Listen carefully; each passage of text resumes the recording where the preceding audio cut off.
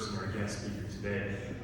He is very inspiring to me, and hopefully everybody here takes away the same feeling. Great partner of ours for sure. But today our guest is Anthony Magaraci. He's an award-winning entrepreneur, CEO and philanthropist.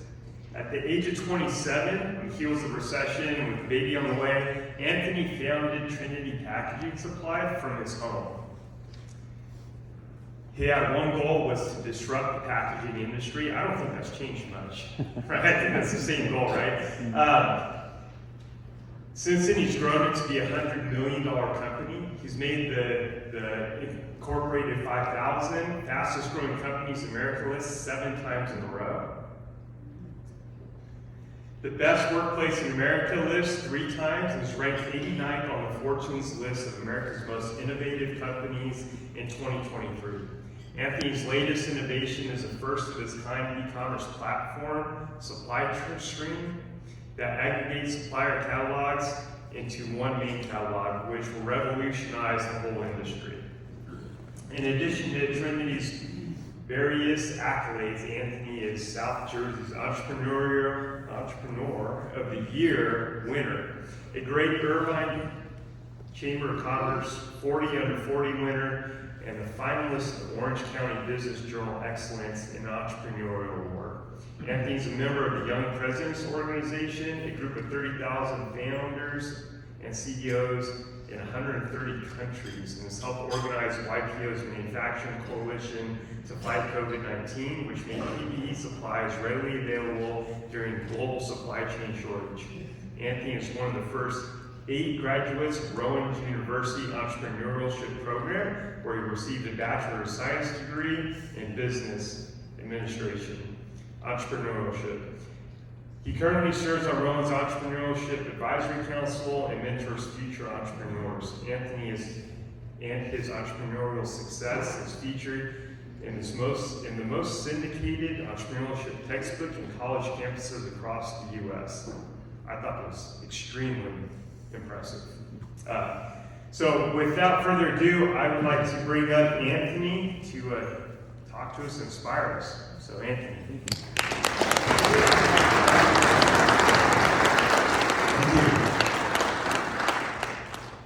Hello everyone, I just want to say, start off by saying thank you Herb for that wonderful introduction. I really appreciate it. Thank you Kevin.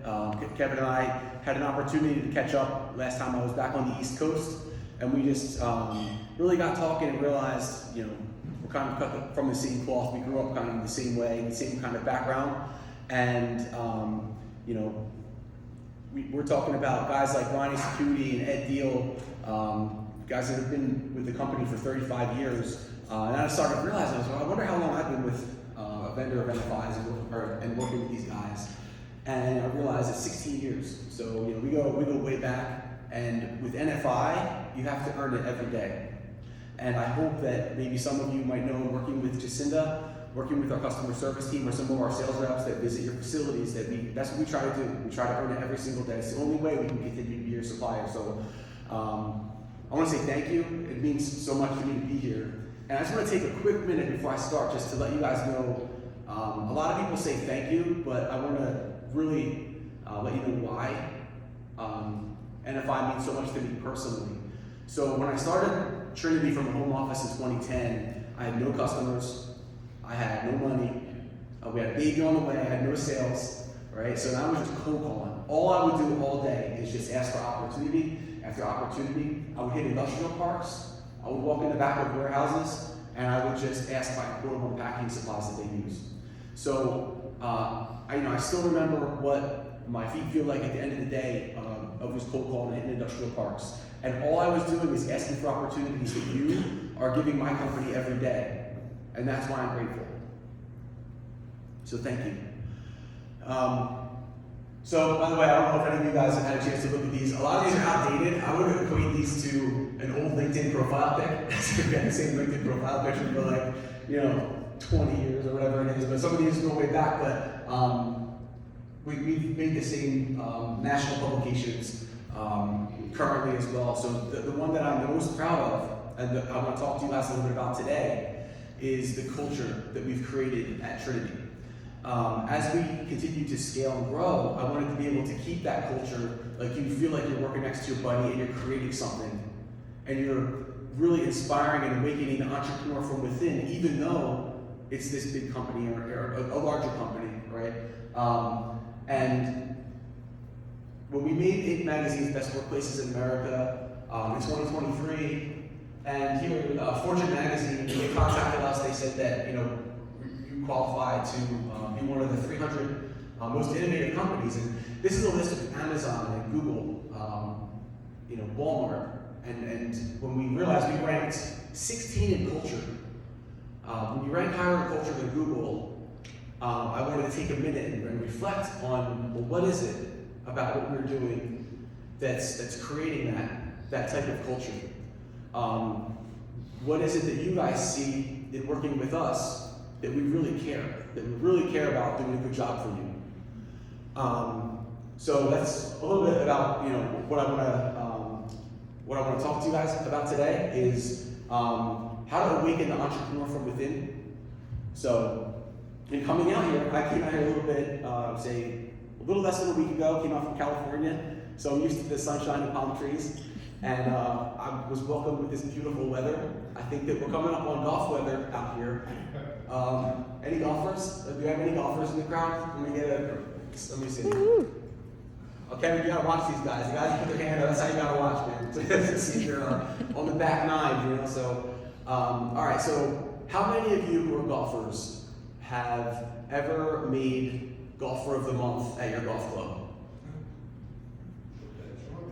Golfer of the Month? No? There's no such thing, right? Okay, what about who got an Amazon $15 Starbucks gift card for doing a good job on the course one day? Nobody. So, well, these are all techniques, proven techniques and traditional techniques to reinforce and to recognize their employee recognition programs, right? Employee of the Month, you get a gift card if you do a good job. Well, why doesn't something like that translate from the workforce to the golf course? Or really any craft, and any type of, if you're a musician, if you're an athlete, whatever it is. One is because it might not actually work. But two, there's something about the course that keeps you wanting to come back to it. There's something about, and you don't get paid to go there. All right. Now you could argue it's a game. It's inherently fun. Okay. Well, there's something more than that. You could argue, well, it's time away from the family, right? So that's a bonus. But it's something more than that. It becomes a craft. When you're out there on the course, or you're practicing your guitar, piano, whatever you're doing, that becomes a craft. And you don't need an external motivating factor to inspire you to be better at that craft. You want to do it. You inherently want to be better at that craft. Okay?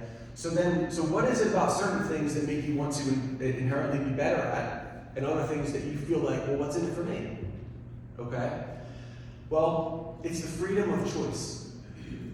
Okay, when you're out on the golf course, you can choose which club you want to use to be able to gauge about how far you think you'll hit it. And I always get that one wrong, by the way. So, but let's say I got it right one time. There's a feeling of vindication that comes with being able to choose the right thing, and then, man, that actually worked. My idea worked. Whatever that is. Even if it's something like I'm a musician, okay? That's what I like to do for fun. If I practice scales, and then I can play with someone else, and I can do a solo, and it worked, I felt vindicated that practice worked. Now, just like golf and music, you have to operate within the parameters, a set parameters of whatever it is that the game is, or the task is, or the hobby is, right? There's a set of rules and boundaries, but within that there's choice. Okay, and if you take that away, people feel a lack of motivation. But if you add that in to the mix, people begin to feel inspired. So it sounds philosophical, right? But I'm gonna show you guys how to actually make that practical. And speaking of philosophy, has anyone heard of Socrates? They call him the first philosopher. So he's an ancient Greek philosopher. And by the way, a quick side note, he believed that wealth did not create goodness, that goodness creates wealth. It has to start with being a good person, okay? And I see that every single time I'm in an NFI facility. Every time I'm doing a cut and weigh or a tour, you guys just do the right thing, and I really do feel like that is a fulcrum of your growth over the years and the growth driver for you. But I would argue that more than Socrates, his philosophies, it was his approach to inspiring his students that what makes him so remarkable and still talked about today. And what he would do, he wouldn't say, I believe that goodness starts first and wealth follows. He would ask them questions, and they would answer. The teacher would ask the students questions. Now, they would be leading questions that would typically bring to a predetermined conclusion, but in asking someone a question, they have the freedom of choice to respond, okay? And when you have the freedom of choice to respond, you start to feel like you matter. You start to feel like you're empowered. So, anytime you can take something that might otherwise seem like it's an obvious, there's no choice, you just have to do it. Just go do your job. If you can find a way to make someone feel like they have a choice in the matter, and then you can reinforce that with positive reinforcement to be able to steer those decisions the way that you want them to be. And again, this is within the parameters of all of the rules and regulations and safety and protocol and operational strategies, but there is, and this is where I would implore you to try to do this, you can do this in your everyday life. Ask someone what they think. I'll give you a quick example, okay? So you might say, or you could argue, and this is what happens. We print out a pick ticket. We're either going down aisle A, aisle B, or aisle C. The ticket tells us where to go. We're going to pick it. We're going to pick the product that it tells us to pick. There's no choice. There's no choice there, okay? Well, if I'm training someone, let's say I'm training Jacinda and I are walking around the warehouse. We have this pick ticket, aisle B, aisle C. We have to pick these 5 products from those aisles. I might say to Jacinda, what do you want to hit first? And all of a sudden, Jacinda's decided where to go, whereas she would have never thought that she had that opportunity, that choice. Even though it's an illusion of choice, she got to make that decision. Now we're hitting C first. Oh wow, he's actually doing that was my idea, okay? That is a little bit of vindication, okay? And what that vindication does is going back to, it's making her job inherently motivational. It's making her job. If there's not an outside motivational force like a Starbucks gift card or employee of the month, it's, I want to be better at my job. I want to make sure if I want to tell Anthony I'm going to hit C first, that makes the most sense. They might go home and think about that. Was that the right decision? I felt inspired today because I got to make a choice. And when you condition that over time, people feel like they just want to do a good job. And then if they pick the wrong one, hey, next time if you hit A, that's actually, it makes more sense because we'll save more time instead of going back and forth. Then they'll think about that later, and the next time they have to make a decision, they're going to want to make sure that they're factoring in time efficiency. I do this with my employees, okay? I ask them their thoughts now, but there's truly no way you can ever make a choice, okay? And you're just taking a box, moving down the line, taking a box, moving down the line. You can shift and ask them just, what do they think of whatever it is? What do you think of it? And then all of a sudden, they realize that, wow, you care what I think.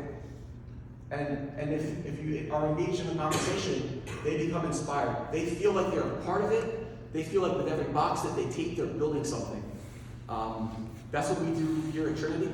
And it creates, all the time they'll be working late. They'll go above and beyond and follow up, like, hey, whatever happened with that? And they'll make sure that they go the extra mile because they view their job, and this is the key, they view their job as that craft that they want to hone.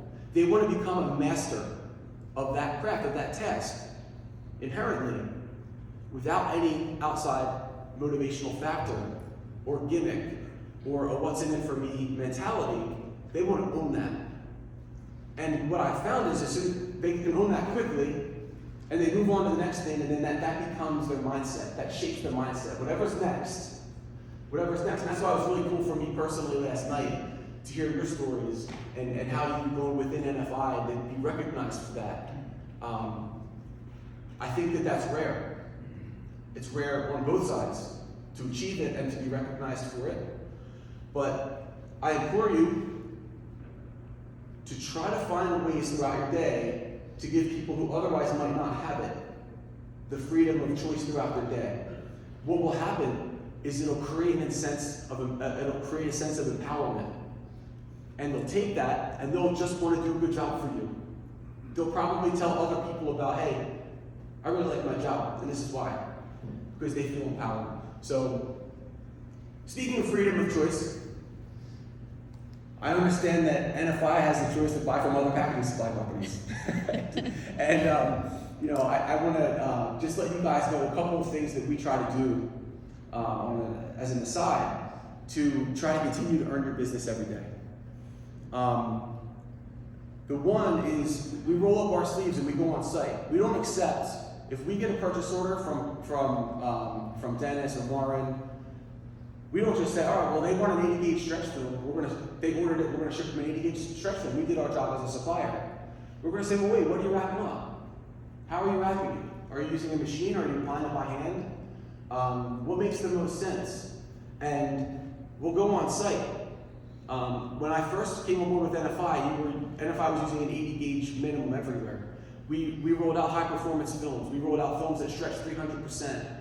We showed and demonstrated, in some cases, 70% source reduction on plastic, 70% across the board. And now that's the standard. Now that seems obvious, but it wasn't before we started working together. But that approach, that hands-on approach, so we have reps visiting your facilities all across the country. We've been in multiple facilities even this week. What was the number, Jacinta? It's over 90 since November. We've been in over 90 NFI facilities since November. So we are, and we pay for the travel ourselves if we have to travel, but it's consistent.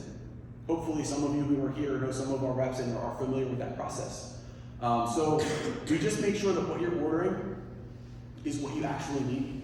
And a lot of times that saves your NFI's customers money.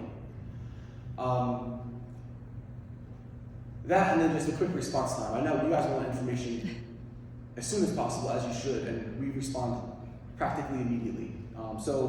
And it's because we care. It's because we view what we do as a craft that we want to hone and be better at. We want to be the best in the world at what we do. And I want to show you guys real quick. I don't know how I am on time, but I want to show you guys a couple of things that we've done to be able to be the best in the world. So, who's heard of Uline? Uline.com? You know that big bad company out of Wisconsin? 8.8 billion with the B they did last year in revenue. Okay? If you Google corrugated boxes, the only company that comes up is Uline on Google Shopping. Uline. It's practically an online monopoly. And the reason is our industry is regionalized. It's fragmented and has local distribution because boxes don't travel well, pallets don't travel well. You have to ship locally to be able to make the freight make sense. So what that has yielded is a lot of local regional packaging supply distributors, which means that if I'm a distributor in New Jersey, I don't care about search engine optimization in LA. I don't care about search engine optimization in Dallas. So what Uline did is they have so much money that they have all of these warehouses and they just ship locally. So they have one standardized catalog that delivers next day throughout the country. Well, how do you compete with that? We can't afford to put 13 warehouses up with $100 million in inventory for one standardized catalog.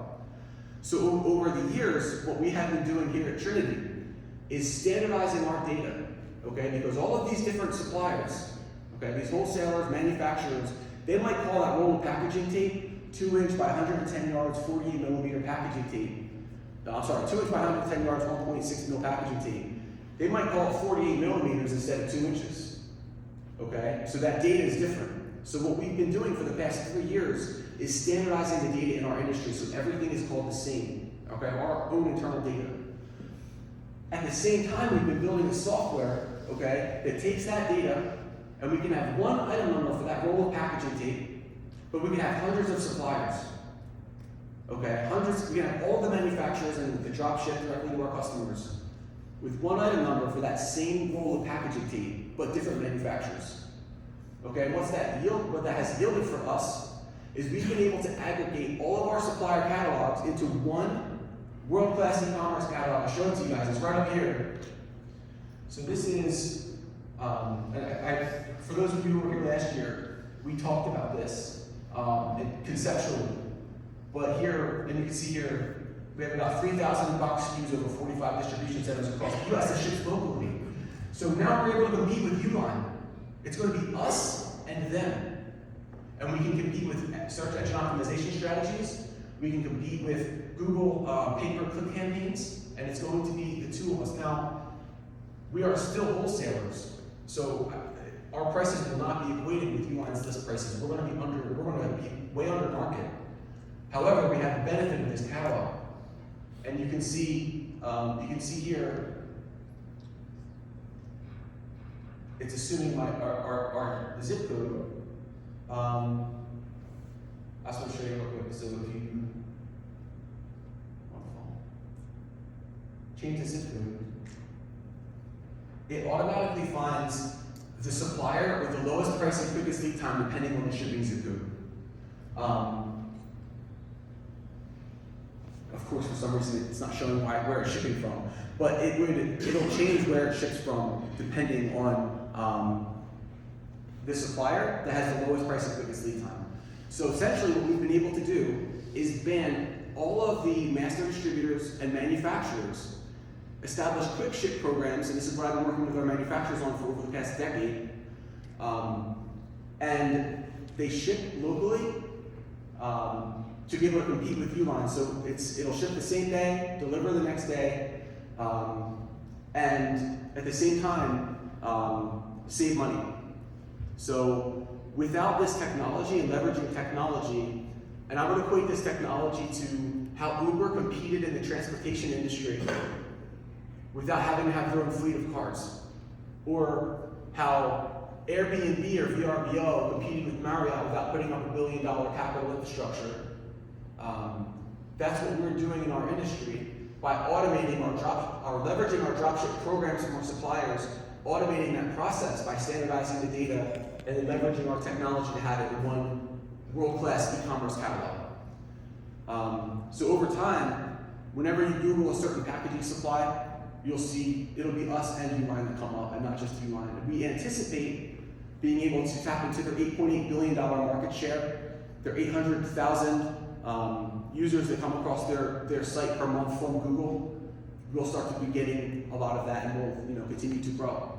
So that's our goal. That's how we plan on being. And by the way, this isn't relegated to the U.S. We have distribution throughout Canada. We just set up an entity in Monterrey, Mexico, and we intend on being international as well. So and then this technology is backed by our sales reps that you see in your warehouses, hopefully monthly. And so to be able to dial in with our customers, making sure they're ordering the right supplies. So that's what I have for you today. I just wanted to tell you a little bit about us, a little bit about what we do to be able to rank nationally and with the culture. What I do personally to try to inspire people. And I just want to thank you for taking the time to listen. And if I can leave you with anything today, it's just how grateful I am to be a part of this. So thank you.